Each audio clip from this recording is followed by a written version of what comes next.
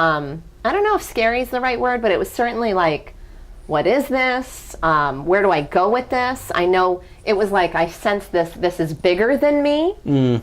And how I couldn't, it was so much bigger than me, it was like I couldn't allow it to come into me fully. So I sort of tried to avoid it a little bit, that whole bit. So I think I hear you saying, like, growing up in your life, you always flirted with the spiritual aspects of life. Yes. And, we were kind of just talking about this before we went on camera, just around sometimes we need to go through sets in parts in our own life before we can get to the point where we find our spirituality and what our purpose is.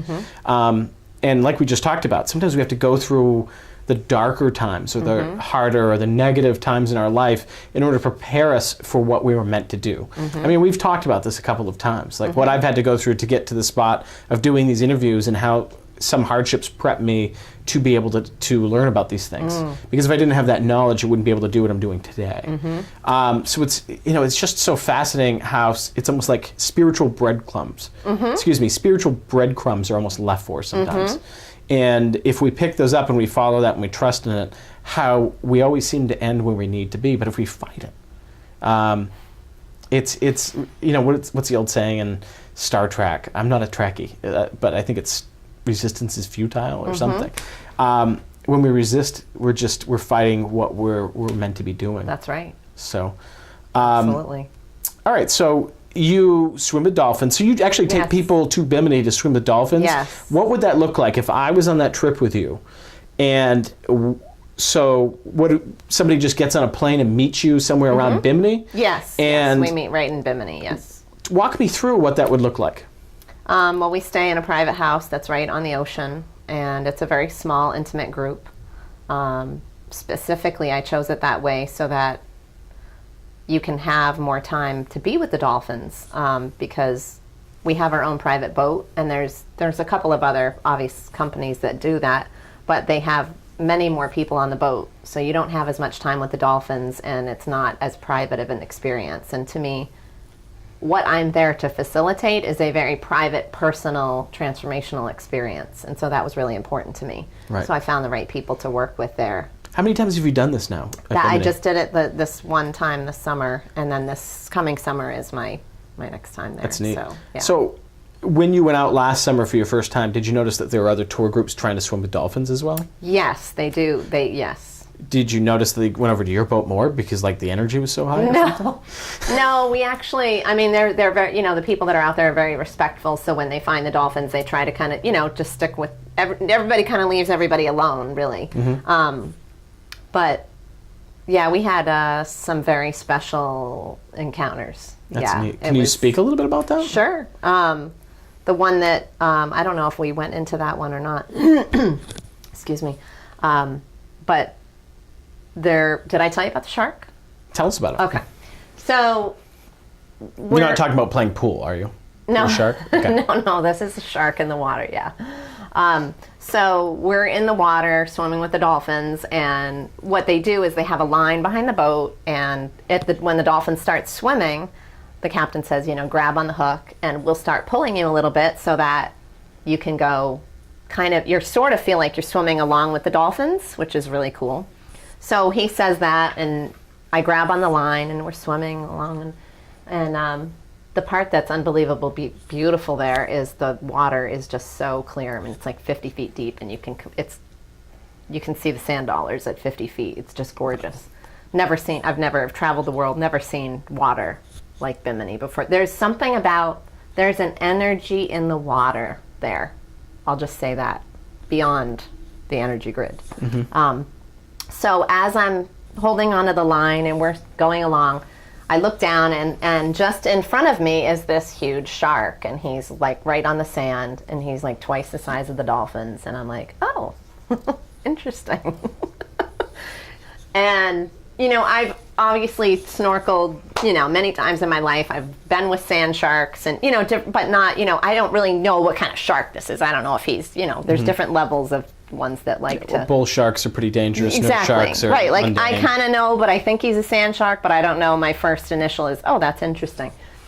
So within I mean, it really felt like no time had even passed. It was just like I saw the shark, and all of a sudden, all the dolphins that were swimming with us came and enveloped my body within an inch of my body. And specifically, most of them were right here having eye contact with me, and they were telepathically communicating to me, honey, don't worry about him. Don't worry, we have you. You're safe. We've got you. Hold on a second. So you're swimming with, all of a sudden, you see the shark. Yes. And in how many moments from seeing the shark did the dolphin surround you? I don't even think it was, like I said, I felt like there wasn't even a time lapse. It was, I saw him and I felt that, like that, I wasn't scared, but obviously fearful enough that the dolphins read my energy of slight nervousness and fear, and they said, we need to go make sure she feels good and make her understand that she's totally okay and we've got her back. So they came around you immediately. So, yes. So I want to rewind, because you're talking about dolphins communicating with you telepathically, and there are going to be people that hear this. Yes. And their first thought is, and I'm sorry to use the C word, they're going to think this is crazy, right? Yep. Tell us a little bit about what that was like, because, first off, I think some people are going to have a hard time grasping that. Mm-hmm. And I'll tell a story in a little bit about something very similar that somebody told me once. But before I do that, do you hear like your own voice in your mind? Is it someone else's voice? What does that sound like? And how do you know you're not like hearing, right? Because Moses heard, saw a burning bush and hear God's. What's going on in your mind at that point? Right. Do you immediately just know it's them, or are you questioning reality at this point? I knew immediately it was them. I knew it wasn't me thinking, oh, they're trying to speak to me. And it's not like it's in my voice. It's more of a knowing. You call that claircognizance, I guess. Whatever you want to call it. There's different, when you talk about intuition, there's clairaudient, there's clairvoyant. I think claircognizance is when you have that knowing, which I think connects deeper with telepathy. So I would call that, and that's how I get, with my guides speak to me, that's how it is. It's not, I don't hear a voice per se. It's just, I'm being told the words, but I can't explain it. All I know is... just immediately in yourself. Is that what it is? Yes. It's not that you hear a voice, it's that you immediately have knowledge. Yes. The knowledge is there, and they were having eye contact with me, and they were speaking directly to me. They were looking, we had perfect eye contact, and it was, Marina, we have your back. You're safe with us. Don't worry about him down there. We've got you, always. And I was like, I got my snorkel on, and I'm like, blah, blah, blah. I'm speechless, yet I want to love them and hug them and say, I was like, you guys are amazing. Like, you hear about how special the dolphins are and how connected they are and how they are here to be with us and protect us and all these different stories that you hear about. But when you experience it for yourself, oh, Chuck, I can't even explain to you what that feeling and that situation did for me. That is absolutely fascinating. But then it didn't end there. So I'm going, they're like this, and they're just looking at me, and I'm looking at them, and I'm just in awe of the situation. And then now I'm just over the shark. The shark's How far down do you think it is? I think it was hard to say. 10, the water, 15, 20? So probably 30 feet. So he's a good distance. I'm thinking, yeah. Now my body is right over him, and just as my body goes over them, the dolphins start going like this. To the point, there's so many of them, there's probably 10 of them, and they were doing this, to the point that no matter how much I was trying to look down at that shark, I could not see the shark. And again, telepathically, they were like, no, we don't need you to see him, and he doesn't need to see you. You're good. And I was like, so it wasn't just them coming to me. It was a series of, it wasn't just one situation. It was then they were like, oh no, now that you're above him, we're going to make sure that we don't allow you to feel that nervousness even more. You're not even going to see him, and he's not going to see you. And then I'm thinking, I get out of the boat, and they're like, oh, we saw the dolphins, go around you. What was that all about? And I was like, I couldn't even talk about it. I was like almost in tears. I couldn't. It took me, I had to go back in the water and really kind of absorb what happened to me because I was so emotional about what just happened. And they connected with me, I connected with them. It was an experience that I'll never forget.